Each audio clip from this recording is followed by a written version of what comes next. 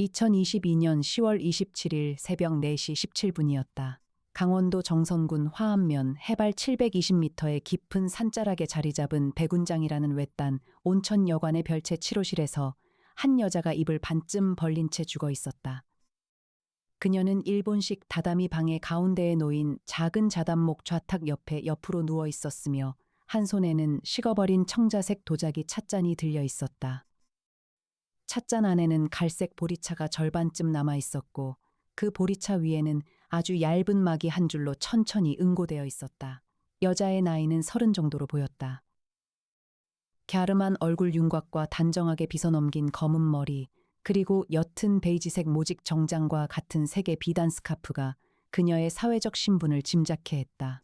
그러나 아무도 그녀의 이름을 알지 못했다.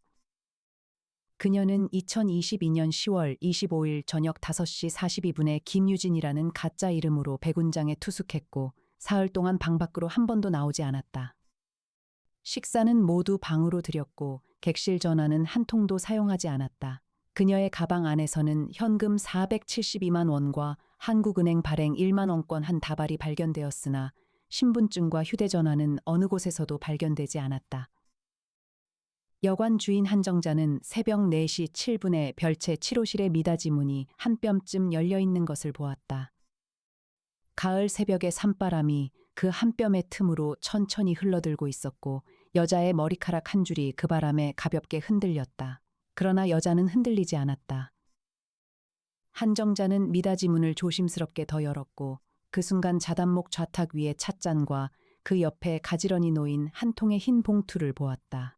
봉투 위에는 만년필 글씨로 단 5글자가 적혀 있었다. 강혁 탐정님께. 새벽 안개가 별채 7호실의 문턱 위로 천천히 내려앉았고 정선경찰서의 사이렌이 멀리 화암동굴 방향에서부터 다가오기 시작했다. 같은 날 아침 7시 42분이었다. 서울 마포구 합정동의 한 오피스 빌딩 50층에서 강혁은 통유리창 앞에 서 있었다. 그의 손에는 검은 에스프레소 잔이 들려 있었고 잔 너머로 한강의 가을 안개가 천천히 풀어지고 있었다. 강혁은 서울지방경찰청 강력계에서 16년을 보냈고 총경의 계급으로 사직한 뒤 이 빌딩의 50층 전체에 강혁 탐정사무소라는 간판을 내걸었다. 그는 탐정 일을 사랑했다. 세상에는 무언가를 잃고 무너진 사람들이 너무나 많기에 비록 재벌일지라도 그들의 뒤를 끝까지 따라가주고 지켜주겠다는 뚜렷한 직업적 사명감으로 사무소를 운영했다. 사무소 내부는 최첨단 시설로 가득했다.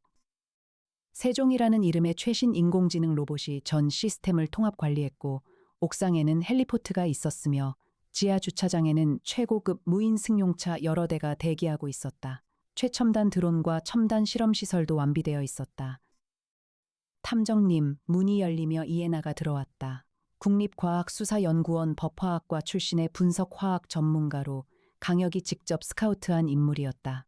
그녀의 손에는 늘 그렇듯 보온 커피 한 잔과 태블릿이 함께 들려 있었다. 성격이 매우 치밀하면서도 사교성이 좋았고 담력이 매우 강했다. 뛰어난 운동신경과 맥가이버 수준의 장비 운용 능력을 갖추었으며 세종을 누구보다 능숙하게 다루는 프로파일러였다. 강혁보다 항상 한 발 빠르게 움직이며 의뢰 분석과 이동 준비를 완벽하게 완료해두는 철두철미한 사람이었다. 강원도 정선 백운장에서 신원불명의 여성이 사망했습니다. 새벽 4시 17분 추정입니다. 사망 현장에 강혁 탐정님께라고 적힌 봉투가 남아있어 정선경찰서가 우리 사무소에 직접 협조를 요청했습니다. 헬기는 옥상에 대기 중이며 이륙 가능 시각은 8시 47분입니다. 강혁의 한쪽 눈썹이 올라갔다. 한쪽 눈썹을 가로지르는 옅은 흉터가 도드라졌다. 처음 만나는 사람들은 그를 늘 은퇴한 권투 선수로 오해했지만 그 흉터의 기원은 아직 강혁 자신도 알지 못했다. 제 이름이 적힌 봉투요. 네, 탐정님. 아직 열지 않았다고 합니다. 탐정님이 직접 도착하시기를 기다리고 있습니다. 강혁이 잠시 침묵했다. 죽은 자가 자기 죽음의 자리에서 자기를 알지 못하는 한 탐정의 이름을 미리 적어두었다. 그것은 이번 사건이 우연이 아니라는 가장 단단한 표지였다. 의뢰가 사건보다 먼저 도착하는 일은 16년 형사 생활과 4년 탐정 생활을 통틀어 처음이었다. 출발합시다, 애나 씨. 이애나는 이미 현장 감식 키트와 휴대용 약물 분석 장비를 챙기고 있었다. 그녀는 항상 그랬다. 강혁이 결정을 내리기 전에 이미 준비를 마친 상태였다. 오전 9시 56분에 헬기는 백운장의 너른 마당 한쪽에 내려앉았다. 강혁과 이애나 그리고 송태풍 박사가 함께 내렸다. 43살의 송태풍 박사는 의학 박사이자 범죄학 전공자였으며 강혁 탐정사무소의 수석 연구원이었다. 현장 감식과 법의학 분석은 물론이고 암호 해독에 이르기까지 광범위한 전문성을 갖춘 인물이었다. 그의 짧은 회색 머리와 만년필 끝으로 종이를 가볍게 두드리는 버릇은 그가 한국 법의학계의 가장 정밀한 두뇌 중 한 명임을 조용히 증언했다. 조수 나정희는 사무소에 남아 세종을 통해 원격 지원 체계를 가동했다. 나정희는 미인이었고 독신이었으며 사무소의 행정과 자료 취합을 담당했지만 그녀의 분석 능력은 어지간한 전문 조사관보다 빠르고 정확했다. 별채 치료실의 미닫이 문 앞에서 강혁은 잠시 멈춰섰다. 그는 형사 시절의 버릇으로 있는 것 없는 것 어색한 것의 순서로 현장을 천천히 읽어내려갔다. 있는 것은 7가지였다. 자단목 좌탁 위에 청자색 찻잔과 그 옆에 흰 봉투, 그리고 좌탁 옆에 옆으로 누운 여자의 시신이었다. 옷장 안에는 옅은 베이지색 정장 한 벌과 검은 외투 한 벌이 가지런히 걸려 있었다. 화장대 위에는 비단 스카프가 있었고 가방 안에는 현금 472만 원이 있었다. 그리고 미닫이 문 한 뼘의 틈으로 흘러드는 가을 산바람이 있었다. 없는 것은 3가지였다. 신분증, 휴대전화, 그리고 여자의 신발 한 짝이었다. 신발은 2짝 중 한 짝만 현관 앞에 가지런히 놓여 있었고 다른 한 짝은 어디에서도 발견되지 않았다. 어색한 것은 5가지였다. 첫째 여자의 시신이 옆으로 누워 있는데 그녀의 머리는 미닫이 문 쪽이 아니라 그 반대 방향인 도코노마 쪽을 향하고 있었다. 사람이 의식을 잃으며 쓰러질 때 그 사람의 머리는 보통 가장 가까운 단단한 물체를 향한다. 그러나 그녀의 머리는 가장 먼 곳을 향해 있었다. 둘째 찻잔 안에 보리차가 절반쯤 남아 있었으나 좌탁 위에는 다른 찻잔의 흔적도 다른 사람의 흔적도 없었다. 그러나 좌탁의 한쪽 모서리에는 다른 찻잔 1개가 놓여 있었다가 치워진 듯한 옅은 둥근 자국이 한 줄 남아 있었다. 셋째 가방 안에 현금이 472만 원이라는 어색한 단위로 들어 있었다. 누군가가 그 안에서 한 다발을 꺼내갔다면 원래 금액은 그보다 더 컸을 것이다. 그러나 가방 자체는 거의 흐트러지지 않은 상태였다. 넷째 여자의 비단 스카프가 화장대 위에 가지런히 놓여 있었으나 그 스카프의 모서리에는 한 줄의 옅은 갈색 자국이 묻어 있었다. 보리차의 색깔이었다. 그런데 보리차를 마시던 사람은 좌탁 옆에 있었고 스카프는 화장대 위에 있었다. 다섯째, 그리고 가장 어색한 것은 여자의 왼쪽 약지 안쪽에 결혼 반지를 오랫동안 끼고 있던 사람만이 가지는 한 줄의 옅은 띠 자국이 남아있다는 점이었다. 그러나 그녀의 손에는 반지가 끼워져 있지 않았고 가방 안에서도 반지는 발견되지 않았다. 송 박사님, 강혁이 천천히 입을 열었다. 부검 전에 우선 보리차의 성분 분석을 부탁드립니다. 알겠습니다. 송태풍이 즉시 시료 채취 키트를 열었다. 이에나가 라텍스 장갑을 끼고 자단목 좌탁 앞에 무릎을 꿇었다. 그녀는 흰 봉투를 손에 들고 잠시 강혁을 바라보았다. 탐정님, 열어볼까요? 열어주세요, 애나 씨. 봉투 안에는 단 한 장의 편지가 들어 있었다. 글씨는 단정한 만년필 필체였고 종이는 일본제 화지였다. 강혁 탐정님께 이 편지가 당신께 닿을 즈음 저는 더 이상 이 세상의 사람이 아닐 것입니다. 저의 이름은 당신이 직접 찾아주시기를 부탁드립니다. 저는 72해 전 한 사람이 잃어버린 한 가지의 마지막 자리에 앉은 사람입니다. 그 한 가지가 무엇인지를 당신은 이번 사건의 끝에서 알게 되실 것입니다. 부디 저의 죽음이 한 사람의 손에 의한 것이라 오해받지 않기를 바랍니다. 저는 스스로 이 자리에 누웠습니다. 그러나 저의 죽음 뒤에는 72해 동안 한 가족의 평생을 단 하룻밤 만에 사라지게 한 한 줄의 잔인한 진실이 숨어 있습니다. 그 한 줄을 부디 끝까지 따라가 주십시오. 이름을 잃어버린 한 사람 올림, 강혁은 한참 동안 편지를 바라보았다. 그의 두 눈에 깊은 그늘이 천천히 드리워졌다. 한 가족의 평생을 단 하룻밤 만에 사라지게 한 한 줄의 잔인한 진실. 그것은 강혁이 형사 시절 가장 견디기 힘들어했던 바로 그 한 줄이었다. 그가 결국 형사직을 내려놓게 한 그 한 줄과 정확히 같은 말이었다. 그는 그 말을 16년 동안 단 한 번도 입 밖에 낸 적이 없었다. 그러나 죽은 자가 그 한 줄을 자기 손으로 직접 적어 그의 이름 앞에 놓아두었다. 애나 씨. 이 편지는 우리에게 사건을 풀어달라는 의뢰가 아닙니다. 그러면 무엇인가요? 이것은 72해 동안 묻혀있던 한 가족의 평생을 다시 한번 세상의 한 줄 위에 올려달라는 부탁입니다. 이에 나는 한참 동안 강혁의 옆얼굴을 바라보았다. 그의 흉터 위로 강원도의 가을 햇살이 비스듬히 흘러내렸다. 오전 11시 4분에 강혁과 이해나는 백운장 본관의 한쪽 사랑방에서 여주인 한정자와 마주 앉았다. 한정자는 64세 단정한 여성이었고 회색면 한복 차림이었다. 그녀의 두 손은 무릎 위에 가지런히 놓여 있었으나 그녀의 오른손 새끼손가락 한마디는 잘려나간 자리에 옅은 흉터가 남아 있었다. 강혁은 그 흉터를 한 번 보고 한 번 더 마음의 한가운데에 천천히 새겨두었다. 이에 나는 그 옆에서 세종과 연결된 소형기기를 통해 한정자의 진술 내용을 실시간으로 분석했다. 세종은 이미 백운장 주변 40km 반경의 도로 CCTV 데이터와 정선 시외버스터미널 입출입 기록을 수집하고 있었다.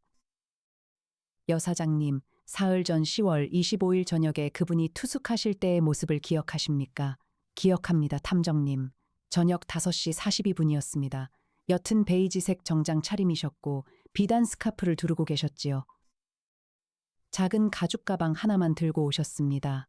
차도 없으셨고 누구도 동행하지 않으셨습니다. 여기까지는 어떻게 오셨습니까? 정선 시외버스 터미널에서 택시를 잡아오셨다고 하셨습니다. 그런데 한 가지 어색한 점이 있었습니다. 말씀해 주십시오. 이 백운장은 한 번도 와본 적이 없는 사람이라면 그 위치를 정확히 찾기가 어려운 곳입니다. 그런데 그분께서는 택시기사에게 백운장으로 가주십시오라고만 말씀하셨다고 합니다. 한 번도 와본 적이 없는 사람의 말투가 아니었습니다. 그분이 이전에 이곳에 오신 적이 있었습니까? 한정자는 한참 동안 침묵했다. 그녀의 두 손이 무릎 위에서 천천히 움직였다. 4년 전에 한 번 오셨었습니다, 탐정님. 4년 전이요. 2018년 가을이었습니다. 그때는 다른 이름으로 투숙하셨지요. 그러나 저는 사람의 얼굴을 잘 잊지 않는 사람입니다. 그때와 이번이 같은 분이셨습니다. 2018년 가을 그분의 이름은 무엇이었습니까? 한정자는 한참 동안 강혁의 두 눈을 바라보았다. 그녀의 두 눈에 한 줄의 긴장이 일었다. 이정아라고 하셨습니다. 이에나의 손가락이 한 박자 멈췄다. 그녀의 안경 너머의 두 눈이 처음으로 흔들렸다. 강혁은 그 흔들림을 보았으나 보지 못한 척했다. 이정아. 1998년 겨울에 한강에서 의문의 익사체로 발견된 사람의 이름. 4년 동안 이에나의 외삼촌의 첫사랑이라는 이름으로 그녀의 가족사 안에 조용히 앉아있던 그 이름이었다. 여사장님. 그때 그분께서는 백운장에서 무엇을 하셨습니까? 사흘을 머무르셨습니다. 그리고 사흘 동안 별채 치료실의 도코노마 앞에서 한 가지를 계속 들여다보셨습니다. 도코노마 위에 한 폭의 족자를요. 그 족자가 어떤 족자였습니까? 1950년 가을에 저의 시아버님께서 직접 쓰신 한시 한 수가 적힌 족자였습니다. 오후 1시 20분에 강혁과 이에나는 별채 치료실의 도코노마 앞에 다시 섰다. 도코노마의 한가운데에는 한 폭의 옅은 갈색 족자가 가지런히 걸려 있었다. 족자 위에는 한자 7줄이 단정한 행서체로 쓰여 있었다. 강혁은 한자를 읽었다. 이에나는 그 옆에서 세종 연결기기를 손에 든 채 가만히 들었다. 1950년 가을 강원도 화암의 한 산자락에서 7사람이 한자리에 모였다. 그러나 7 중 한 사람의 이름이 7의 입에서 한 번도 불려지지 않았다. 7은 72해 뒤에 다시 한자리에 모이기로 했다. 그러나 7 중 한 사람만 그 자리에 앉지 못할 것이다. 1950년 10월 화암에서 한정훈. 강혁이 천천히 되뇌었다. 여사장님의 시아버님이시군요. 한정자가 옆에서 천천히 고개를 끄덕였다. 그렇습니다, 탐정님. 시아버님은 1950년 가을에 이 화암의 한 산자락에서 한 가지를 시작하신 분이셨습니다. 그러나 그 한 가지가 무엇이었는지를 시아버님은 평생 말씀해 주지 않으셨습니다. 시아버님은 언제 돌아가셨습니까? 1990년 봄에 돌아가셨습니다. 돌아가시기 직전에 한 가지를 저에게 부탁하셨습니다. 1950년 10월에 7중 한 사람이 72년 뒤에 이 백운장을 찾아올 것이다. 그때 도코노마 앞에 사흘을 앉혀 두어라. 그리고 사흘 뒤에 그 사람이 한 통의 편지를 남기고 떠나거든 그 편지를 어떻게 하라고 하셨습니까? 한정자는 한참 동안 침묵했다. 그리고 그녀는 천천히 자기 한복의 옷고름 안쪽에서 작은 누런 봉투 하나를 꺼냈다. 그 편지를 1950년 10월의 7중 가장 마지막에 살아남은 사람에게 직접 전해달라고 하셨습니다. 그러나 시아버님께서는 그 사람이 누구인지를 저에게 말씀해 주지 않으셨습니다. 강혁은 한참 동안 그 누런 봉투를 바라보았다. 봉투의 겉면에는 시아버님의 만년필 글씨로 단 한 줄이 적혀 있었다. 1950년 10월의 7중 가장 마지막에 살아남은 한 사람에게 이에나가 강혁 옆에서 세종 화면을 확인했다. 세종은 이미 한정훈이라는 이름을 전국 행정 데이터베이스와 교차 분석 중이었다. 그리고 그 이름이 1950년대 이후 강원도 정선 화암 지역 호적 등록 기록에서 단 한 건도 검색되지 않는다는 결과를 출력했다. 이에나는 그 결과를 강혁에게 조용히 넘겼다. 강혁이 말했다. 여사장님, 이 봉투를 잠시 저와 함께 들여다보아 주시겠습니까?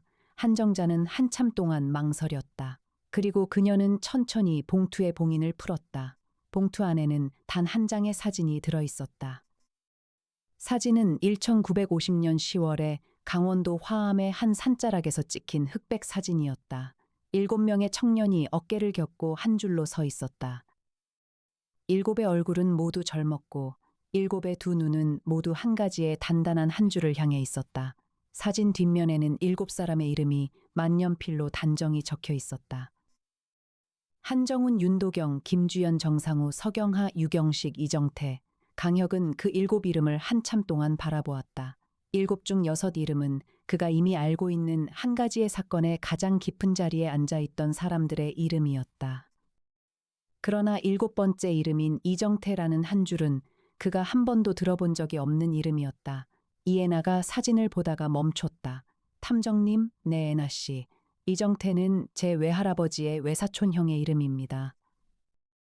오후 3시 40분에 강혁과 이에나는 백운장의 본관 사랑방에서 다시 한정자와 마주 앉았다. 여사장님, 7번째 이름인 이정태에 대해 무엇이라도 알고 계십니까? 한정자는 한참 동안 침묵했다. 그리고 그녀는 천천히 입을 열었다. 이정태 어르신은 1950년 10월에 이 화암에서 7 중 한 사람이셨던 분이지만 1953년 봄에 한 가지의 사건으로 행방불명되셨다고 들었습니다. 시아버님께서는 평생 그 어르신의 이름을 한 번도 입에 올리지 않으셨습니다. 행방불명이라 하셨습니까? 그렇습니다. 그러나 시아버님께서 돌아가시기 직전에 한 가지를 더 말씀하셨습니다. 이정태는 행방불명이 아니다. 그는 한 가족을 위해 한 가지를 떠안고 사라진 사람이다. 시아버님께서는 그 말씀을 하시고 그 다음 줄을 마무리하지 못한 채로 돌아가셨습니다. 강혁은 한참 동안 침묵했다. 1950년 10월 화암의 7, 1953년 봄의 행방불명, 그리고 72해 동안의 침묵이었다. 여사장님, 한 가지만 더 여쭙겠습니다. 시아버님 한정훈 어르신께서는 1950년 10월 화암에서 7이 모여 무엇을 하셨던 것입니까? 한정자는 한참 동안 망설였다. 그리고 그녀는 천천히 입을 열었다.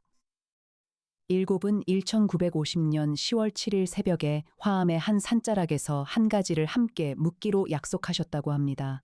그 한 가지가 무엇인지를 시아버님께서는 평생 말씀해 주지 않으셨습니다. 그러나 한 가지는 분명합니다. 그날 새벽 화암의 한 산자락에 묻힌 그 한 가지가 1953년 봄에 이정태 어르신을 행방불명으로 만들었습니다. 이에나가 말했다. 탐정님, 1950년 10월에 한국은 한국전쟁이 일어난 그 해의 가을입니다. 7 청년이 화암의 한 산자락에서 한 가지를 함께 묻었다면 그것은 한 사람의 시신일 가능성이 가장 높습니다.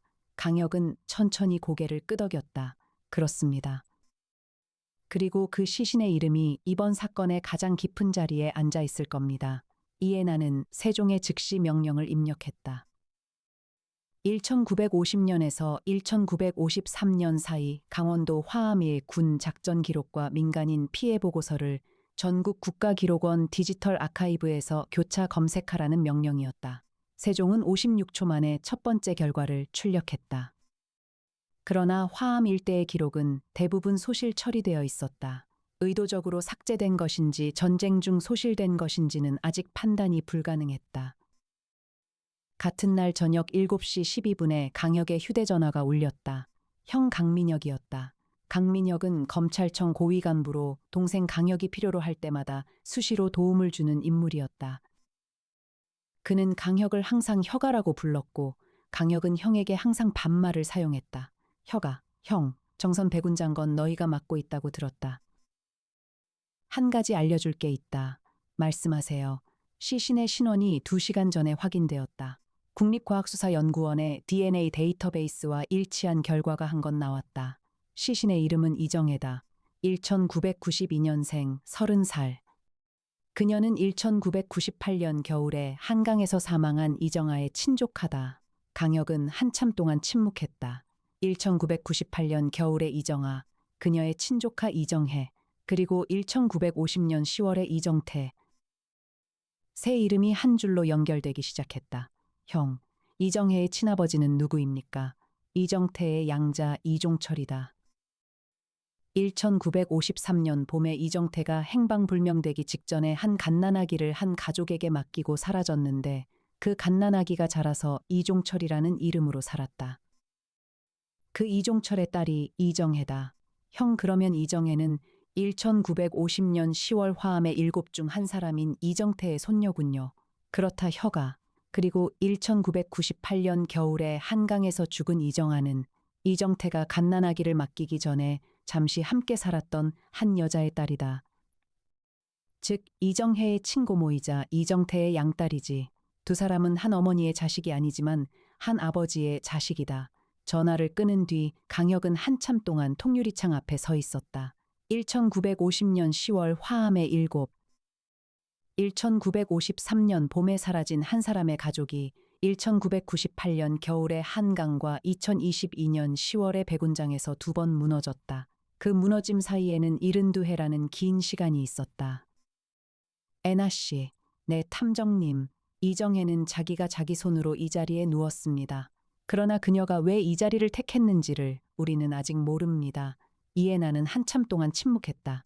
그리고 그녀는 천천히 입을 열었다. 그녀의 목소리는 평소보다 한 톤 낮았다. 탐정님, 한 가지만 말씀드려도 될까요? 말씀하세요. 제 외할아버지의 외사촌 형이 이정태라면 이정혜는 제 먼 사촌이에요. 강혁은 한참 동안 그녀의 얼굴을 바라보았다. 그의 두 눈에 깊은 그늘이 천천히 드리워졌다. 애나 씨는 이정혜를 알고 계셨습니까? 이에 나는 한참 동안 침묵했다. 그리고 그녀는 천천히 고개를 끄덕였다. 2018년 봄에 외할머니께서 돌아가시기 전에 한 가지를 어머니께 말씀하셨어요. 그때 어머니의 옆자리에서 저도 함께 들었어요. 외할머니께서는 이정태 어른의 손녀가 어딘가에 살아있다. 그 아이가 언젠가 너희에게 한 가지를 묻고 싶어 할 것이다. 그때 그 아이의 물음을 끝까지 들어달라고 부탁하셨어요. 저는 그 아이가 누구인지 모른 채로 4년을 살았어요. 이정혜가 애나 씨에게 한 번이라도 연락한 적이 있었습니까? 이에 나는 한참 동안 침묵했다. 그리고 그녀는 천천히 가방 안에서 한 통의 작은 편지를 꺼냈다. 봉투 위에는 단정한 만년필 글씨로 단 한 줄이 적혀 있었다. 애나에게 이정혜 언니가 2022년 10월 22일에 도착했어요. 백운장에 그녀가 투숙하기 사흘 전이었어요. 저는 그 편지를 받고도 사흘 동안 열지 못했어요. 어제 새벽에 열었어요. 강혁은 한참 동안 그녀의 손에 들린 편지를 바라보았다. 4년 동안 그의 옆자리에 앉아 일을 함께 해온 한 사람의 손이 미세하게 움직였다. 그러나 그것은 불안의 움직임이 아니었다. 그것은 오랫동안 혼자 안고 있던 한 가지의 무게를 처음으로 다른 사람 앞에 내려놓는 사람의 가장 단단한 움직임이었다. 애나 씨, 그 편지를 저에게도 한번 보여주실 수 있겠습니까? 이애나는 천천히 편지를 강혁에게 건넸다. 애나에게. 우리는 한 번도 만난 적이 없지만 우리는 한 핏줄이다. 1950년 10월 화암의 일곱 중 우리 할아버지 이정태는 한 가족을 위해 한 가지를 떠안고 사라진 사람이었다. 그러나 72해 동안 그 한 가지가 정말로 우리 할아버지의 손에 의한 것이었는지를 누구도 풀어주지 않았다. 나는 그 한 줄을 풀기 위해 백운장으로 간다. 만약 내가 백운장에서 돌아오지 못한다면 강혁 탐정님께 한 가지를 부탁해다오. 우리 할아버지의 72해 동안의 행방불명이 정말로 행방불명이었는지 아니면 한 가족의 평생을 단 하룻밤 만에 사라지게 한 한 줄의 잔인한 진실이었는지를 끝까지 따라가 달라고. 너의 먼 언니 이정혜. 강혁은 편지를 한참 동안 손에 들고 있었다. 그리고 그는 천천히 고개를 들었다. 그의 두 눈에는 4년 동안 한 번도 보인 적이 없는 단단한 빛이 있었다. 애나 씨. 그러면 우리는 1950년 10월 화암의 일곱 중 마지막 한 사람을 찾아야 합니다. 그 사람이 누구인지 짐작 가시나요? 강혁은 한참 동안 침묵했다. 그리고 그는 천천히 입을 열었다. 일곱 중 1953년 봄에 행방불명된 이정태를 제외하면 6이 남습니다. 그 6 중 5은 우리가 이미 4년 동안 한 가지의 사건 안에서 만나온 사람들입니다. 윤도경, 김주연, 정상우, 서경아, 유경식. 그러면 7 중 마지막 한 사람의 이름이 남습니다. 한정훈, 백운장의 시아버님이요. 그러나 한정훈은 1990년 봄에 돌아가셨지요. 그렇습니다. 그러면 1950년 10월 화암의 7 중 지금 살아있는 마지막 한 사람은 누구일까요? 이애나는 한참 동안 침묵했다. 그리고 그녀는 천천히 입을 열었다. 7 중 한 사람이 한 가지를 72해 동안 자기 자신의 이름이 아닌 다른 사람의 이름으로 살았다면 어떻게 될까요? 강혁의 두 눈이 깊어졌다. 그렇습니다, 애나 씨. 7 중 한 사람이 1953년 봄에 자기 자신의 이름을 이정태의 이름과 바꾼 채로 사라지고 이정태의 이름은 행방불명으로 처리되었다면 우리가 7 중 한 사람이라고 알고 있는 사람들 중 한 사람이 사실은 이정태 본인이라는 뜻이 됩니다. 2022년 10월 27일 밤 11시 47분이었다. 강혁은 백운장의 별채 7호실의 도코노마 앞에 혼자 앉아 있었다. 한 폭의 족자 위에 한자 7줄은 가을밤의 등잔불 아래에서 조용히 빛을 받고 있었다. 그는 송태풍 박사의 첫 번째 분석 보고서를 손에 들고 있었다. 보리차 안의 독극물은 트리카부토라는 식물에서 추출된 알칼로이드의 일종이었다. 그것은 강원도의 깊은 산자락에서만 자라는 식물이었고 1950년대 이전에는 의약으로 사용되었으나 1960년대 이후로는 한국에서 공식적으로 약전에서 제외되었다. 그러나 강원도 정선과 영월의 일부 한약방에서는 1990년대까지도 그 식물을 비공식적으로 사용해왔다. 이정혜는 백운장에 도착하기 일주일 전에 정선의 한 한약방을 방문했다. 그 한약방의 주인은 1950년 10월 화암의 7 중 한 사람의 외손자였다. 그리고 그 외손자가 이정혜에게 트리카부토를 한 봉지 건넨 사실이 2022년 10월 26일 오후에 정선경찰서의 사전조사에서 확인되었다. 이정혜는 자기 자신의 손으로 그 한 봉지를 자기 보리차에 넣었다.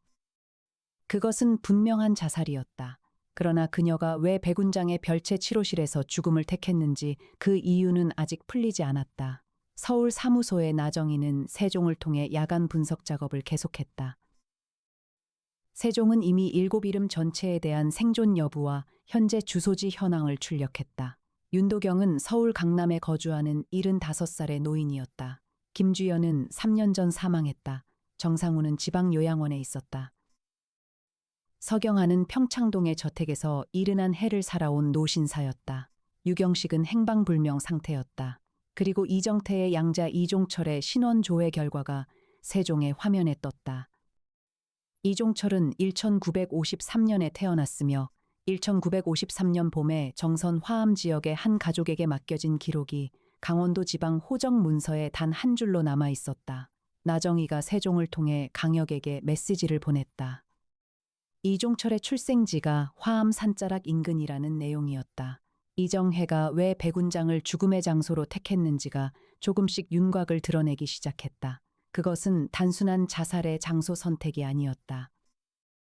이정혜는 자기가 죽는 자리를 할아버지 이정태의 이름이 처음 사라진 자리, 즉 화암의 산자락 가장 가까운 곳으로 택한 것이었다. 미닫이 문이 조용히 열리며 이해나가 따뜻한 보리차 한 잔을 손에 들고 들어왔다. 그러나 그녀의 보리차는 백운장의 보리차가 아니라 그녀가 직접 끓여온 자기 보리차였다. 탐정님, 보리차는 저희가 끓여온 것으로만 드셔야 해요. 강혁은 역게 미소를 지었다. 고맙습니다, 애나 씨. 한 가지 여쭤도 될까요? 말씀하세요. 탐정님은 7 중 마지막 한 사람이 누구인지 이미 알고 계신가요? 강혁은 한참 동안 침묵했다. 그리고 그는 천천히 입을 열었다. 애나 씨. 7 중 마지막 한 사람의 이름은 우리가 이미 알고 있는 한 사람의 이름 안에 숨어 있습니다. 그 사람은 자기 자신의 이름이 7의 입에서 한 번도 불려지지 않았다고 그 족자 위에 적어두었습니다. 그것은 7 중 자기 자신을 가장 깊은 자리에 묻어둔 한 사람의 표지입니다. 그 사람이 누구인가요? 강혁은 한참 동안 침묵했다. 그리고 그는 천천히 도코노마의 족자 한쪽 끝을 손가락으로 가리켰다. 족자의 마지막 줄, 즉 한정훈이라는 이름의 글씨가 비스듬히 적혀 있었다. 그러나 그 글씨의 가장 끝에 한 획이 다른 6 이름의 획들과는 다른 방향으로 비스듬히 기울어져 있었다. 애나 씨. 한정훈이라는 이름은 1950년 10월 화암의 7 중 한 사람의 본명이 아닙니다. 그것은 7 중 한 사람이 7의 나머지를 보호하기 위해 자기 자신의 본명을 묻고 그 위에 새로 새긴 이름입니다. 그러면 그 사람의 본명은? 강혁은 한참 동안 침묵했다. 그리고 그는 천천히 입을 열었다. 이정태입니다. 2022년 10월 28일 오전 10시 4분이었다. 강혁과 이해나는 백운장의 본관 사랑방에서 다시 한정자와 마주 앉았다. 강혁의 손에는 7사람의 사진과 백운장 시아버님의 누런 봉투, 그리고 이정혜의 편지가 함께 놓여 있었다. 여사장님. 시아버님 한정훈 어르신의 1950년 10월 이전의 사진이나 문서가 한 장이라도 남아 있습니까? 한정자는 한참 동안 침묵했다. 그리고 그녀는 천천히 자기 한복의 옷고름 안쪽에서 또 하나의 작은 누런 봉투를 꺼냈다.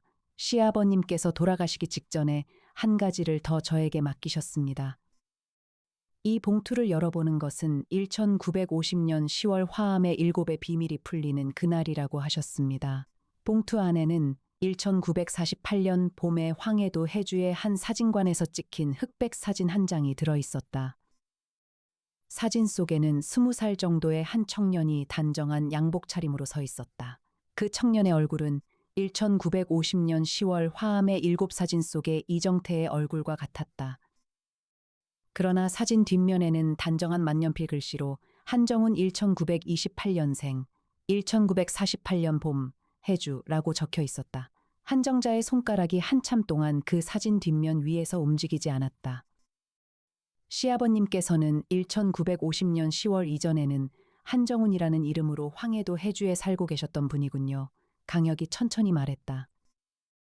그러면 1950년 10월 화암의 7 사진 속에 한정훈이라고 적힌 그 자리는 시아버님 본인의 이름이 아니었습니다. 한정자가 천천히 말했다. 그 자리에 적힌 한정훈이라는 이름은 시아버님께서 1953년 봄에 이정태의 이름과 바꾸시기 위해 미리 적어두신 이름이었습니다. 이해나가 깊게 숨을 들이쉬었다. 그러면 1950년 10월 화암에 모인 7 중 한정훈이라는 이름의 사람은 사실 본명이 이정태였고 1953년 봄에 그가 자기 본명을 묻고 한정훈이라는 이름으로 살았다면 1953년 봄에 이정태의 이름으로 행방불명된 사람은 시아버님 본인의 본명 즉 한정훈이라는 이름의 한 청년이었습니다. 한정자가 천천히 말했다. 시아버님께서는 1950년 10월 화암의 한 산자락에 한정훈이라는 본명의 자기 자신을 묻고 이정태의 이름으로 72해를 살아오신 것이 아니라 그 반대였습니다. 시아버님은 이정태라는 본명을 묻고 한정훈이라는 이름으로 72해를 살아오신 분이었습니다. 강혁은 한참 동안 침묵했다. 1950년 10월 7일 새벽 화암의 한 산자락에서 7청년이 한 가지를 함께 묻었다. 그 한 가지는 7 중 한 사람의 본명이었다. 그 본명의 이름은 이정태였다. 그리고 이정태라는 본명을 묻은 한 사람은 그날 새벽 이후 한정훈이라는 이름으로 72해를 살았다. 여사장님. 그러면 1953년 봄에 이정태의 이름으로 행방불명된 한 청년은 누구였습니까? 한정자는 한참 동안 침묵했다. 그리고 그녀는 천천히 입을 열었다. 시아버님의 형이셨습니다. 본명은 한정훈. 1928년생. 1950년 10월 7일 새벽 화암의 한 산자락에서 7이 한 가지를 함께 묻기로 했을 때 그 한 가지란 시아버님의 형 한정훈의 시신이었습니다. 형은 1950년 10월 7일 새벽에 군의 손에 돌아가셨고 7은 형의 시신을 화암에 묻으면서 한 가지를 약속하셨습니다. 우리 중 한 사람이 형의 이름으로 살아가자. 그래야 형이 72해 동안 살아남을 수 있다. 그 약속을 받아들인 사람이 시아버님 본인이셨습니다. 시아버님의 본명은 이정태였고 시아버님은 1950년 10월 이후로 한정훈이라는 형의 이름으로 72해를 살아오셨습니다. 그러면 1953년 봄에 이정태의 이름으로 행방불명된 한 사람은 시아버님의 본명이군요. 그렇습니다. 시아버님께서는 1953년 봄에 자기 본명을 행방불명으로 처리하셨고 그 본명의 자리에는 한 갓난아기를 양자로 들여놓으셨습니다. 그 갓난아기가 자라서 이종철이 되었고 이종철의 딸이 이정혜였습니다. 강혁은 한참 동안 창밖의 화암 산자락을 바라보았다. 이에 나는 세종의 새로운 명령을 입력했다. 이정태라는 본명을 가진 사람이 한정훈이라는 이름으로 등록된 공식 문서의 최초 등장 시점을 강원도 지방기록원 전체에서 검색하라는 명령이었다. 세종은 32초 만에 결과를 출력했다. 1950년 10월 8일자로 화암면 주민등록 신규 발급 기록에 한정훈이라는 이름이 최초로 등장했다. 그것은 7이 화암의 산자락에서 약속을 나눈 바로 그 다음 날이었다. 2022년 10월 28일 오후 2시였다. 강혁이 한 통의 전화를 걸었다. 강태룡 장군이었다. 현재 국방부에 근무하는 강혁의 고등학교 동기였다. 특수전 전문가이자 무기 전문가였으며 강철 같은 체력으로 알려진 인물이었다. 그의 아내는 미스코리아 진 출신 최연진이었다. 태룡아, 혀가 오랜만이다. 백운장 건이지. 어떻게 알았어? 강민혁 검사님한테 들었어. 국방부 쪽 기록에 뭔가 필요한 거 있어? 1950년 10월 화암 일대의 군 작전 기록, 특히 민간인 관련 사건 처리 내용. 혹시 아직 봉인된 기록이 있는지 확인해 줄 수 있어? 강태룡이 잠시 침묵했다. 봉인된 기록이라면 내 선에서 바로 열기는 어려워. 그런데 혀가 그 시기 화암 일대에서 군의 손에 사망한 민간인 기록이 국방부 기밀자료실에 별도 분류되어 있다는 건 안다. 5년 전에 한 역사학자가 정보공개 청구를 했다가 기각됐어. 기각 이유가 뭐야? 국가안보 관련 사안이라는 이유였어. 그런데 혀가 그게 50년이 넘은 기록이잖아. 요즘은 다를 수 있어. 내가 알아볼게. 빨리 부탁해. 현진이가 이번 주말에 혀가 보고 싶다고 했는데 이번 건 끝나면 꼭 들를게. 강태룡이 낮게 웃었다. 알겠어. 오늘 저녁 안으로 알아봐 줄게. 전화를 끊은 뒤 이해나가 말했다. 탐정님 은비령 변호사님한테도 연락해야 할 것 같아요. 왜요? 이정혜의 사인이 자살로 최종 처리되려면 유족 측 법률 대리인이 있어야 해요. 그리고 72해 전 한정훈의 죽음과 관련된 국가 책임 문제가 나중에 제기될 수 있어요. 그때를 대비해서 지금부터 법적 검토가 필요해요. 강혁이 고개를 끄덕였다. 은비령은 이해나의 베프였다. 전직 판사 출신의 미녀 변호사로 현재는 로펌 대표를 맡고 있었다. 강혁에 대한 마음을 품고 있었지만 그것을 드러내지 않는 타입이었다. 그녀는 언제나 강혁이 필요로 할 때 가장 날카로운 법적 판단을 제공했다. 이해나가 은비령에게 전화를 걸었다. 은비령은 2번 만에 받았다. 비령아, 정선 배군장 건인데 알아 애나야. 아까 강민혁 검사님한테 들었어. 자살 추정이지만 배경이 복잡하다고. 응. 그리고 이게 단순 자살 사건이 아니야. 72년 전 사건이랑 연결돼. 국가 책임 문제로 갈 수도 있겠네. 맞아, 알겠어. 관련 법리 검토 지금 시작할게. 그리고 애나야. 응. 강혁 씨는 잘 있어? 이애나가 잠시 창밖을 보았다. 잘 있어. 그래. 조심해. 전화를 끄는 이애나의 눈이 잠시 강혁 쪽을 향했다가 다시 세종 화면으로 돌아갔다. 오후 1시 22분에 강혁은 별채 7호실의 자단목 좌탁 앞에 다시 앉았다. 그의 손에는 이정혜의 가방 안에서 발견된 한 권의 작은 일기장이 들려 있었다. 일기장의 첫 장에는 이정혜의 단정한 만년필 글씨로 다음과 같은 한 줄이 적혀 있었다. 1953년 봄에 이정태의 이름으로 행방불명된 사람은 우리 친할아버지의 본명이 아니라 그가 일생 동안 묻고 살아온 한 사람의 이름이었다. 그리고 그 한 사람의 이름의 무게가 72해 뒤에 나에게까지 흘러왔다. 이정혜는 일기장의 마지막 장에 단 3줄을 적어두었다. 1950년 10월 7일 새벽에 7은 한 형의 시신을 화암에 묻으면서 7 중 한 사람을 그 형의 이름으로 72해를 살게 했다. 그러나 그 7 중에는 형의 시신을 묻은 자가 정말로 7이 아니라 8이었다는 사실을 아는 사람이 한 명도 없었다. 7 중 한 사람의 손이 형의 시신을 군에 넘겨준 손이었다는 사실을, 그 한 사람의 손이 72해 동안 한 가족의 평생을 단 하룻밤 만에 사라지게 한 한 줄의 잔인한 진실이었다는 사실을, 강혁은 한참 동안 그 3줄을 바라보았다. 7 중 한 사람의 손. 형의 시신을 군에 넘겨준 손. 그 한 사람의 손이 4년 동안 그가 알고 있는 한 사건의 가장 깊은 자리에 앉아있던 한 사람의 손이었다. 애나 씨, 내 탐정님. 7 중 한 사람의 이름이 우리가 이미 알고 있는 한 사람의 이름이라면 누구입니까? 이애나는 한참 동안 침묵했다. 그리고 그녀는 천천히 입을 열었다. 서경하여 탐정님. 강혁은 한참 동안 침묵했다. 서경하. 1950년 10월 화암의 7 중 한 사람. 평창동의 저택에서 이른한 해를 살아온 노신사. 그리고 강혁이 4년 동안 추적해온 한 사건 안에서 단 한 번도 완전히 모습을 드러내지 않았던 인물이었다. 서경하는 1950년 10월 7일 새벽 화암의 7 중에서 형 한정훈의 시신을 군에 넘겨준 그 한 사람이었다. 그가 형의 시신을 군에 넘겼기 때문에 군은 7의 나머지 6의 신원을 끝내 파악하지 못했다. 그러나 그가 형의 시신을 군에 넘긴 대가는 7의 나머지 6 중 한 사람이 형의 이름으로 72해를 살아야 한다는 한 줄의 무거운 약속이었다.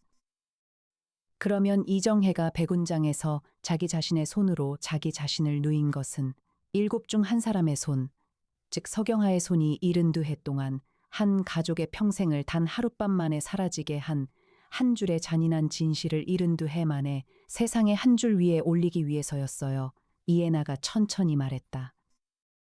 이정혜는 자기 자신의 죽음을 그 한 줄을 세상에 알리기 위한 마지막 한 줄로 사용했어요. 강혁은 한참 동안 침묵했다. 그의 2 눈에 깊은 그늘이 천천히 드리워졌다.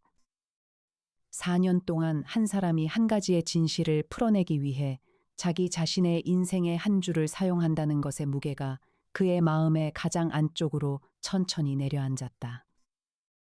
강혁은 탐정이 된 후 단순히 범인을 잡는 것을 넘어 사건 이후 피해자와 가해자가 어떻게 살아남고 삶을 이어가는가에 대해 깊이 고뇌해왔다.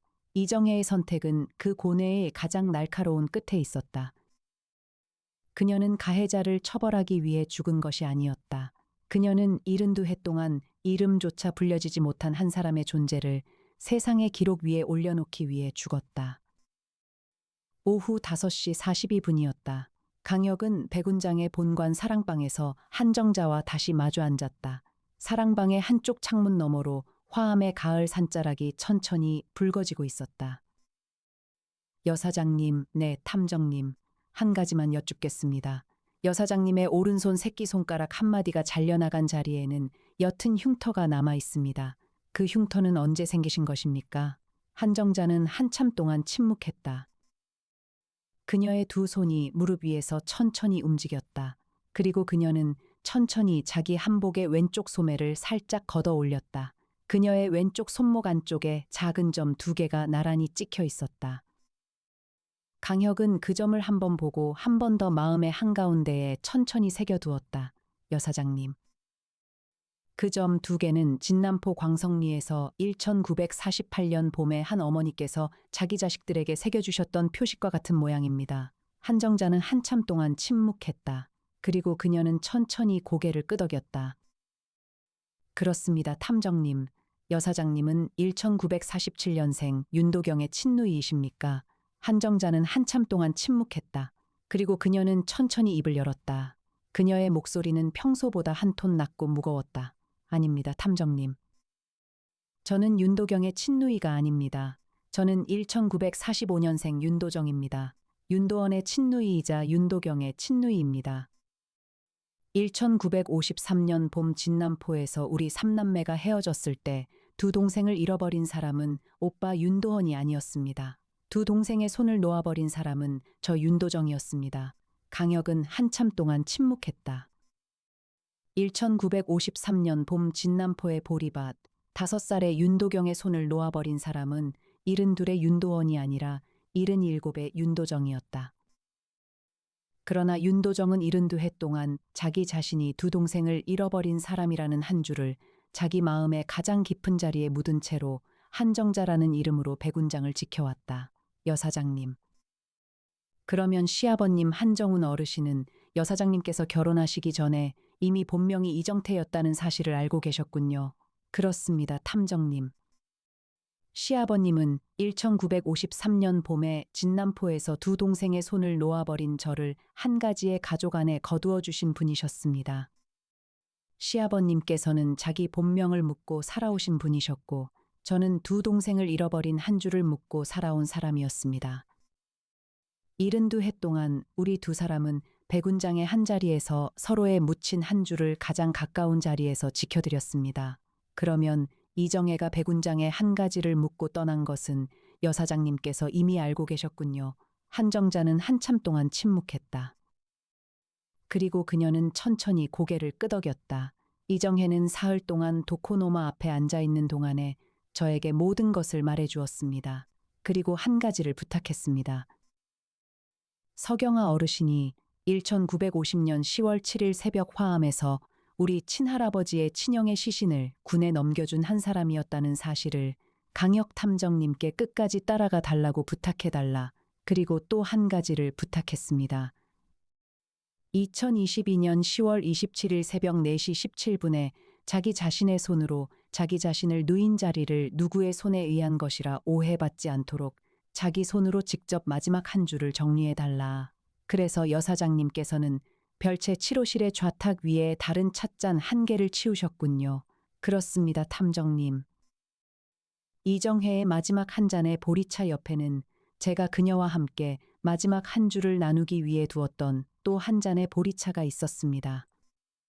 그 한 잔은 제가 새벽 4시 17분 직후에 직접 치웠습니다. 강혁은 한참 동안 침묵했다. 그것이 두 번째 어색한 것의 답이었다. 좌탁 위에서 발견된 옅은 둥근 자국, 두 번째 찻잔이 놓였다가 치워진 흔적. 이정혜는 혼자 죽지 않았다. 정확히는 혼자가 아닌 자리에서 마지막을 보내고 싶었다. 그리고 한정자는 그녀의 마지막 시간을 함께 지켜준 사람이었다. 여사장님. 그러면 1950년 10월 7일 새벽 화암의 7 중 살아있는 마지막 한 사람은 한정자는 한참 동안 침묵했다. 그리고 그녀는 천천히 자기 한복의 옷고름 안쪽에서 또 하나의 작은 누런 봉투를 꺼냈다. 봉투의 겉면에는 시아버님의 만년필 글씨로 단 한 줄이 적혀 있었다. 1950년 10월 7일 새벽 화암의 8 중 살아있는 마지막 한 사람에게 이 봉투를 72해 동안 지켜온 한 사람이 여사장님이시군요. 강혁이 천천히 말했다. 아닙니다, 탐정님. 저는 이 봉투를 72해 동안 지켜온 사람이 아니라 72해 동안 이 봉투의 주인을 기다려온 사람이었습니다. 72해 동안 화암의 산자락에 묻혀있던 한 어머니의 마지막 한 줄을 72해 만에 그 어머니의 마지막 자식의 손에 다시 돌려드리기 위해 기다려온 사람이었습니다. 그러면 1950년 10월 7일 새벽 화암의 8중 살아있는 마지막 한 사람의 이름은 한정자는 한참 동안 침묵했다. 그리고 그녀는 천천히 강혁의 두 눈을 바라보았다. 강혁 탐정님이십니다. 사랑방의 공기가 한 박자 무거워졌다. 강혁은 한참 동안 한정자의 두 눈을 바라보았다. 그의 두 눈에는 슬픔도 분노도 놀라움도 없었다. 다만 깊은 그늘이 천천히 드리워질 뿐이었다. 이에 나는 그 옆에서 깊게 숨을 들이쉬었다. 그녀의 안경 너머의 두 눈에 한 줄의 긴장이 일었다. 여사장님, 무슨 말씀이신지 다시 한번 여쭙고 싶습니다. 한정자는 천천히 누런 봉투를 강혁에게 건넸다. 봉투 안에는 1950년 10월 7일 새벽 화암에서 어머니 이정훈이 직접 쓰신 한 통의 편지가 들어있었다. 1950년 10월 7일 새벽, 나는 오늘 큰아들의 시신을 화암의 산자락에 묻었다. 그리고 작은 아들에게 큰아들의 이름에 한 글자를 새로 새겨주었다. 그러나 나는 한 가지의 한 줄을 더 적어두어야 한다. 1950년 10월 7일 새벽 나는 화암의 산자락에서 한 갓난아기를 낳았다. 그 갓난아기는 큰아들의 시신과 같은 자리에서 태어났고 큰아들의 시신과 같은 자리에서 한 가지의 새 이름을 받았다. 그 갓난아기의 이름은 이혁이다. 1950년 10월 7일생. 그러나 그 갓난아기를 나는 한 가족에게 맡기지 못했다. 그 갓난아기는 그날 새벽군의 손에 넘겨진 큰아들의 시신과 함께 어디론가로 사라졌다. 나는 72해 동안 그 갓난아기를 잃어버린 어머니로 살아왔다. 그러나 72해 뒤에 그 갓난아기가 살아있다면 그 아이의 이름은 아마도 이혁이 아니라 그를 거두어준 한 가족의 성을 따른 이름일 것이다. 그 아이의 이름의 끝에 한 글자는 반드시 혁일 것이다. 그 아이가 살아있다면 그 아이의 한쪽 눈썹에는 1950년 10월 7일 새벽 화암의 산자락에서 어머니의 손으로 새겨준 옅은 흉터가 한 줄 남아있을 것이다. 어머니 이정훈 1950년 10월 7일 새벽 화암에서 강혁은 한참 동안 그 편지를 손에 들고 있었다. 그의 두 눈에 눈물이 천천히 맺혔다. 그러나 그는 그 눈물을 닦지 않았다. 여사장님. 저는 1980년생입니다.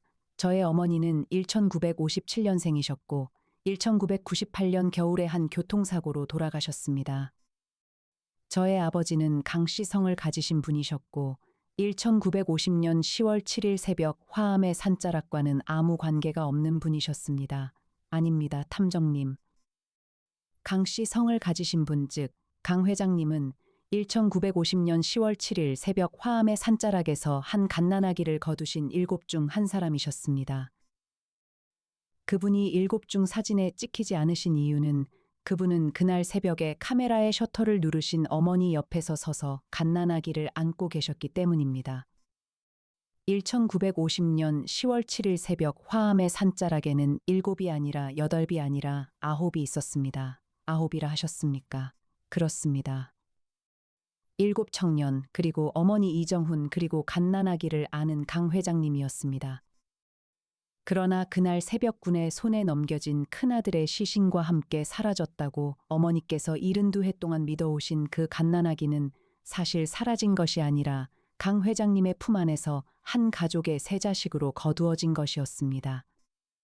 강 회장님은 그 갓난아기를 1957년생의 자기 친딸의 자식으로 호적에 올리셨고 1980년생으로 출생연도를 다시 고쳐 적으셨습니다. 그 갓난아기가 1950년 10월 7일 새벽 화암의 산자락에서 태어난 이혁이고 72해를 살아온 강혁이십니다. 강혁은 한참 동안 침묵했다. 그의 두 눈에 한쪽 눈썹을 가로지르는 옅은 흉터가 가을 햇살 아래에서 깊어졌다. 그는 72해 동안 그 흉터를 권투 선수의 흉터로 오해받아온 사람이었다.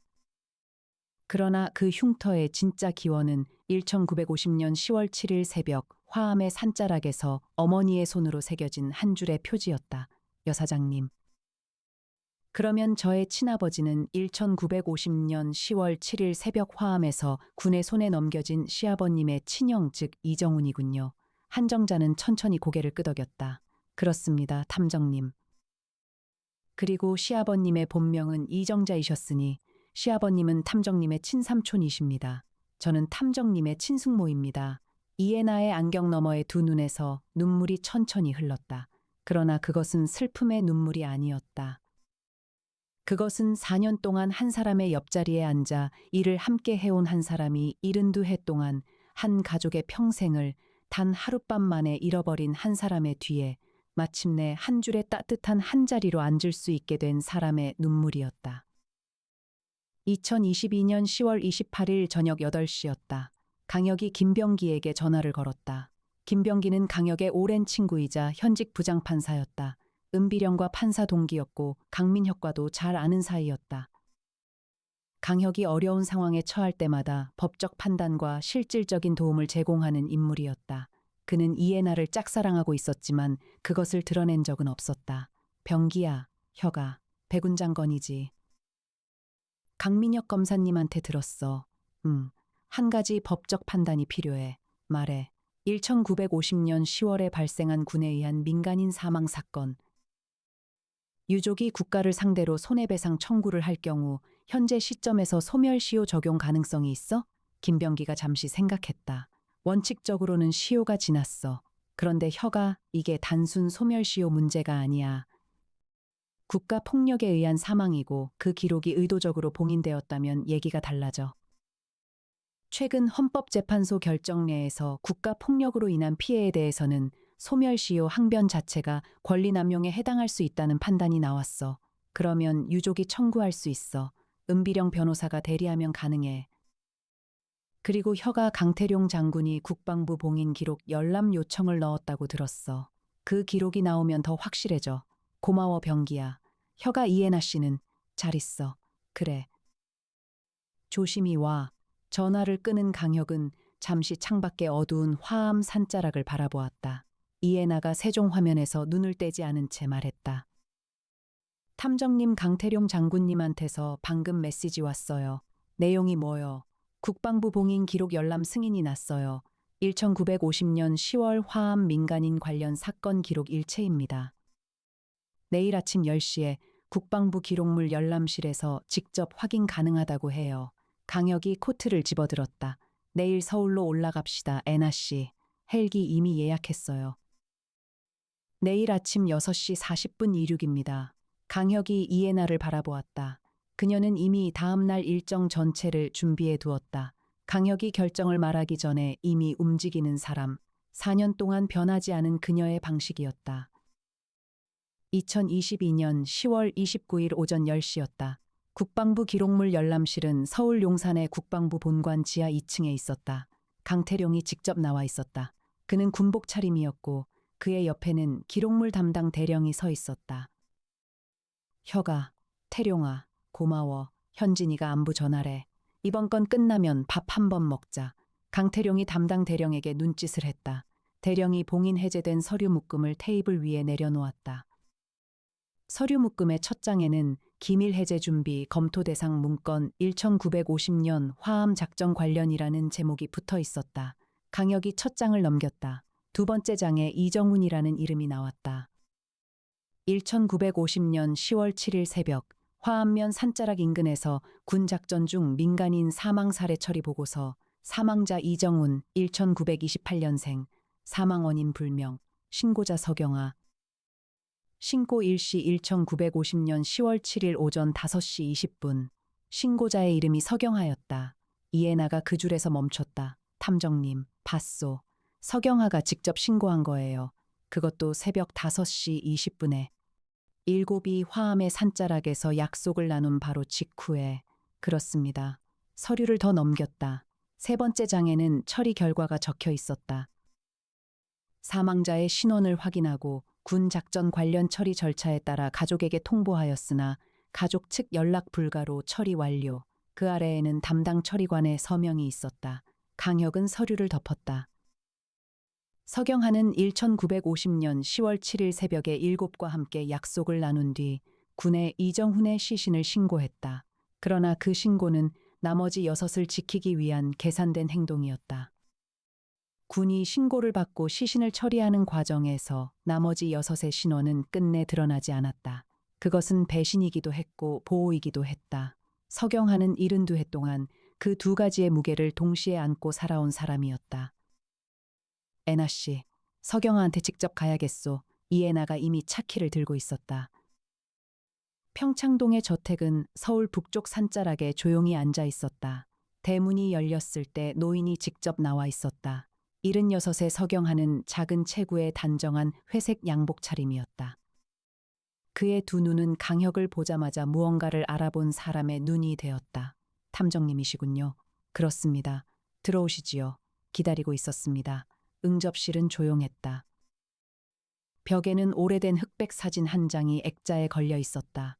화암의 산자락에서 찍힌 사진이었다. 7청년의 사진이었다. 강혁이 그 사진을 바라보았다. 오래전부터 걸어두셨습니까? 1950년 이후로 한 번도 내려놓은 적이 없습니다. 서경하가 천천히 말했다. 탐정님, 저는 이정혜가 백운장에서 죽었다는 소식을 들었을 때 그 아이가 무엇을 하려 했는지를 알았습니다. 그리고 이제 탐정님이 이 자리까지 오셨다는 것은 모든 것이 풀렸다는 뜻이겠지요. 그렇습니다. 한 가지만 여쭙겠습니다. 말씀하십시오. 1950년 10월 7일 새벽 화암의 산자락에서 이정훈 씨의 시신을 군에 신고하셨을 때 당신은 무슨 생각으로 그 선택을 하셨습니까? 서경하는 한참 동안 침묵했다. 그리고 그는 천천히 입을 열었다. 나머지 6을 살리기 위한 선택이었습니다. 그러나 그것이 옳은 선택이었는지는 72해 동안 한 번도 확신한 적이 없습니다. 나는 한 사람의 시신을 군에 넘겼습니다. 그리고 그 한 사람의 어머니는 72해 동안 아들의 죽음을 공식적으로 애도할 수도 없는 자리에 놓였습니다. 그리고 그 어머니의 또 다른 아들은 72해 동안 자기 이름이 아닌 이름으로 살았습니다. 그 무게는 나의 선택으로 생긴 무게입니다. 그것을 알면서 72해 동안 침묵하셨습니까? 침묵이 아니었습니다, 탐정님. 나는 매년 10월 7일에 화암 산자락에 그 자리를 찾아갔습니다. 72해 동안 한 번도 빠진 적이 없었습니다. 그러나 말로 할 수 있는 것이 없었습니다. 말로 할 수 있는 것이 생기는 날을 기다렸습니다. 그날이 오늘인 것 같습니다. 강혁은 한참 동안 침묵했다. 그것이 이 사건의 가장 무거운 자리였다. 범인이 없는 사건, 악인이 없는 사건, 오직 선택과 그 선택이 만들어낸 72해의 무게만 있는 사건이었다. 이애나가 강혁의 옆에서 조용히 앉아 있었다. 그녀는 이 자리에서 어떤 분석도 어떤 판단도 하지 않았다. 다만 그 옆에 있었다. 강혁이 말했다. 서경아 어르신, 내일 화암 산자락에 함께 가주실 수 있겠습니까? 서경하는 천천히 고개를 끄덕였다. 기다리던 자리입니다. 2022년 10월 29일 오전 10시 4분이었다. 강혁과 이애나와 한정자, 그리고 송태풍 박사와 강민혁 검사가 화암의 산자락의 한 작은 둔덕 앞에 함께 섰다. 둔덕 위에는 1950년 10월 7일 새벽에 한 어머니가 직접 세운 작은 돌비석 한 개가 가지런히 서 있었다. 돌비석 위에는 만년필 글씨로 단 한 줄이 새겨져 있었다. 1950년 10월 7일 화암에서 어머니의 두 아들에게 비석 앞에 흰 국화 한 송이가 놓여 있었다. 그것은 이정혜가 백운장으로 떠나기 전날 이 자리에 두고 간 것이었다. 꽃은 사흘이 지났지만 가을의 차가운 공기 속에서 아직 색을 잃지 않았다. 강민혁 검사는 전날 저녁에 평창동의 서경아 이사장에게 한 가지의 마지막 진술을 받아두었다. 서경하는 1950년 10월 7일 새벽 화암에서 이정훈의 시신을 군에 넘긴 한 사람이었다는 사실을 공식적으로 인정했다. 그리고 그 72해 동안의 침묵에 대한 마지막 사과를 화암의 돌비석 앞에 흰 국화 한 송이로 두기를 부탁했다. 서경하는 검은 양복을 입고 돌비석 앞에 무릎을 꿇었다. 그의 옆에는 1947년생 윤도경, 즉 75의 박순영이 함께 무릎을 꿇었다. 1950년 10월 7일 새벽 화암의 7 중 살아있는 두 사람이 72해 만에 한자리에 다시 무릎을 꿇었다. 서경하는 흰 국화 한 송이를 돌비석 앞에 가지런히 올려놓았다. 그리고 그는 한참 동안 입을 다물고 있었다. 그러다가 그는 천천히 입을 열었다. 어머님. 72해 동안 큰아드님의 시신을 군에 넘긴 손이 어머님의 마지막 한 줄의 자식까지도 72해 동안 어머님으로부터 떨어뜨려 놓은 손이었음을 72해 만에 사과드립니다. 강혁은 그 옆에서 한참 동안 침묵했다. 그의 한쪽 눈썹의 흉터가 화암의 가을 햇살 아래에서 더 깊어졌다. 그는 72해 동안 자기 자신이 누구의 자식인지를 모른 채로 살아온 사람이었다. 그러나 72해 동안 그를 거두어 키워주신 강 회장님 부부는 그를 친자식보다 더 깊이 사랑해주신 분들이었다. 그는 강 회장님 부부의 그 사랑을 단 한 번도 의심한 적이 없었고 단 한 번도 잊은 적이 없었다. 그가 형 강민혁과 혁아와 형이라는 한 줄의 호칭으로 살아온 세월도 단 한 번도 흔들린 적이 없는 자리였다. 형, 강혁이 천천히 강민혁을 바라보았다. 그래, 혁아. 형은 알고 계셨어요. 강민혁은 한참 동안 침묵했다. 그리고 그는 천천히 고개를 끄덕였다. 아버지께서 2015년 봄에 돌아가시기 직전에 한 가지를 나에게 말씀해 주셨다. 너의 동생 혁이는 너와 같은 핏줄이 아니지만 너와 같은 한 줄의 가족이다. 혁이가 자기 자신이 누구인지를 묻는 날이 오거든 한 가지를 알려주어라.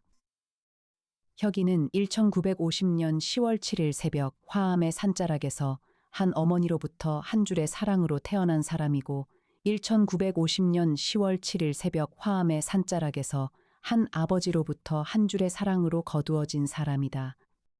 두 어머니와 두 아버지를 가진 한 줄의 가장 따뜻한 자식이다. 형, 그러면 72해 동안 형은 한 번도 저를 친동생이 아닌 사람으로 대하신 적이 없으셨어요. 강민혁은 한참 동안 침묵했다. 그리고 그는 천천히 강혁의 어깨를 한번 가볍게 두드렸다. 그것은 강민혁이 강혁에게 전하는 72해 동안의 가장 단단한 한 줄의 대답이었다. 혁아, 한 사람의 가족은 핏줄이 만드는 것이 아니다. 한 사람의 가족은 72해 동안 한 자리에서 한 줄의 사랑을 함께 풀어온 사람들이 만드는 것이다. 너는 72해 동안 나의 가장 가까운 자리에 앉아있던 가장 따뜻한 한 줄이었다. 강혁의 두 눈에 눈물이 천천히 맺혔다. 그는 그 눈물을 닦지 않았다. 그의 한쪽 눈썹의 흉터 위로 화암의 가을 햇살이 천천히 흘러내렸다. 이에 나는 한참 동안 그의 옆에 서서 가만히 그 자리에 있었다.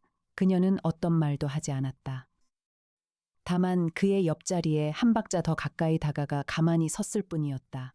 그것이 4년 동안 그녀가 해온 방식이었고 그것이 그녀의 마음이 할 수 있는 가장 단단한 표현이었다. 2022년 10월 30일 오전이었다.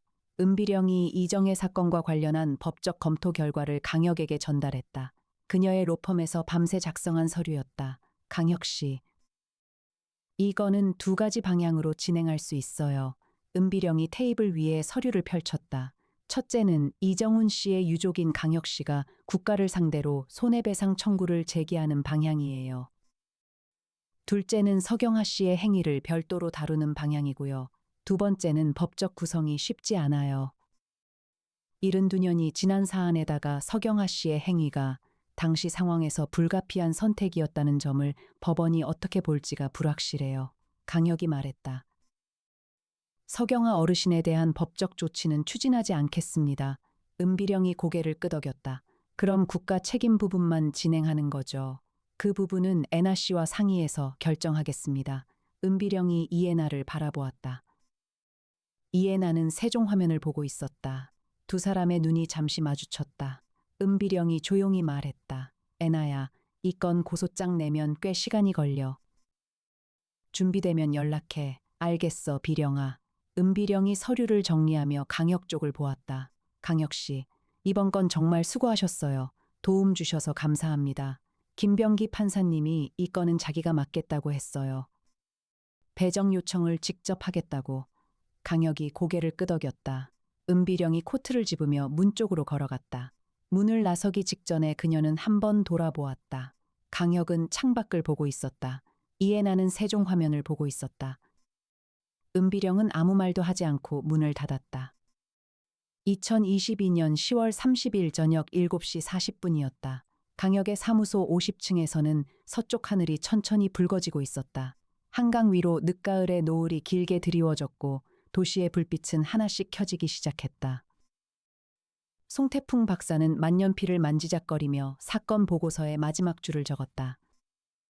본 사건은 한 신혼불명의 여자가 외딴 온천여관에서 자기 자신의 손으로 자기 자신을 누인 사건이 아니라 1950년 10월 7일 새벽 화암의 산자락에서 한 어머니가 두 아들에게 한 줄의 새 이름과 한 줄의 사랑을 새겨준 그 새벽이 72해 만에 한 탐정의 한쪽 눈썹의 흉터 위로 돌아온 한 줄의 가장 따뜻한 사건이었다.